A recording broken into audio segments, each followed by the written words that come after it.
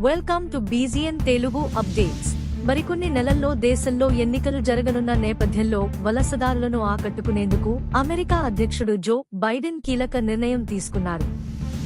దేశంలో చట్టపరమైన హోదా లేని యుఎస్ పౌరుల జీవిత భాగస్వాములు శాశ్వత నివాసం, పౌరసత్వం కోసం దరఖాస్తు చేసుకోవడానికి మరికొద్ది నెలల్లో బైడెన్ ప్రభుత్వం అనుమతిస్తుందని వైట్ హౌస్ మంగళవారం ప్రకటించింది. ఈ నిర్ణయంతో దాదాపు 5 లక్షల మంది వలసదారులకు ఊరట కలగనుందని వైట్ హౌస్ సీనియర్ పాలనాధికారి తెలిపారు.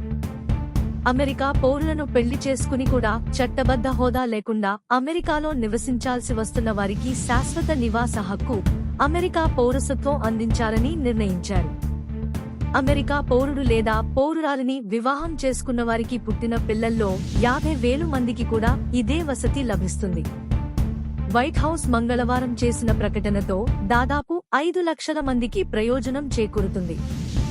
ఈ సౌకర్యాన్ని వినియోగించుకోవాల్సిన పురుషులు లేదా మహిళలు అమెరికా పౌరులను పెళ్లాడిన తర్వాత జూన్ 17 నాటికి 10 ఏళ్లుగా అమెరికాలో నివసించి ఉండాలి. సోమవారం దాటిన తర్వాత 10 ఏళ్లు నిండేవారికి ఈ సౌకర్యం లభించదు.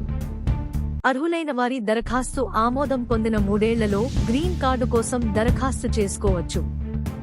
వారికి తాత్కాలిక పని పర్మిట్ లభిస్తుంది. ఈ 3 ఏళ్లలో వారిని స్వదేశాలకు తిప్పిపంపరు.